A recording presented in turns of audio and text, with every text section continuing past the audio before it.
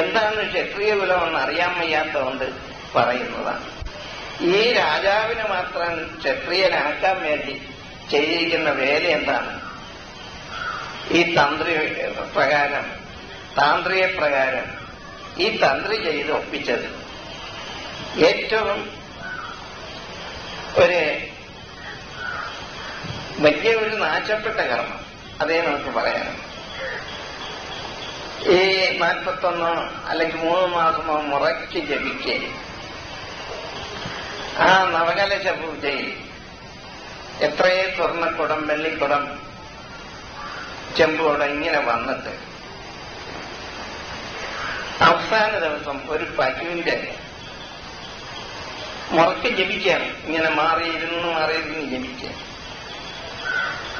ഒരു സ്വർണം കൊണ്ടൊരു പശുവിനെ ഉണ്ടാക്കി അതിനകത്തുകൂടി തല മുട്ടാതെ നടന്ന് രാജാവിനെ തല കുനിച്ചൂടാ.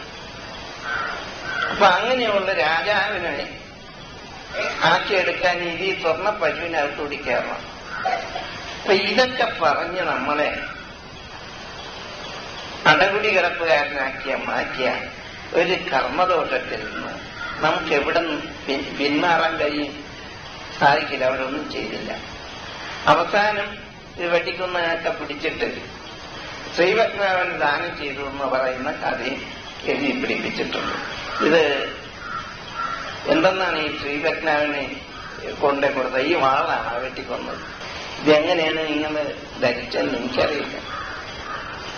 ഇതൊക്കെ സത്യമായിട്ട് നിങ്ങളുടെ മുമ്പിലും എന്റെ മുമ്പിലും കണ്ടവര് കർമ്മദോഷമാണ്. ഇത് എങ്ങനെ തീർക്കാന്നാണ്? ഒരിക്കലും സാധ്യമല്ലാത്ത കർമ്മമാണ്. ഇപ്പൊ ജനകന്റെ സദസ്സിലോ ഒക്കെ പറയുന്ന ഒരു വലിയ അശ്വമേധയാഗം തന്നെ നടത്തും എന്ന് വിചാരിക്കുക. അതിൽ കടഞ്ഞ് തീയെടുത്ത് എന്നൊക്കെയാണ് നമ്മളെ പഠിപ്പിച്ചു വെച്ചിരിക്കുന്നത്. ഈ അശ്വമേധയാഗം എന്ന് പറയുന്നത് 1000 കുട്ടിനെയാണ്. ഇതിനെ ജീവനോട് നിർത്തി അതിന്റെ കുടലിൽ കറന്ന് ആ കുടലിനകത്തുള്ള നെയ്യ് കറന്നെടുത്ത് അഗ്നിയിൽ അവനം ചെയ്താൽ നമുക്ക് മോചനം കിട്ടുമെന്ന് പറയുന്ന ഏത് രീതിയാണ് അത്? ഇത് ഇറച്ചി ഇതിന്റെ മറ്റാർക്കും കൊടുക്കാതെ ഈ അർച്ച് എന്നുള്ള നിലയിൽ ആ തന്ത്രമുഖ്യന്മാര് കൊണ്ടുപോയതല്ലാതെ നിങ്ങൾക്ക് എന്തോളം അറിയാൻ കഴിയും? അപ്പൊ ഈ നിലയിൽ ഇതൊക്കെ കേട്ട് പുളി വന്ന വഴിയാതി വിഷച്ചരക്കുകളാണ് നമ്മൾ. അല്ലാതെ നമ്മൾ നല്ലവരെന്ന് ധരിക്കരുത്.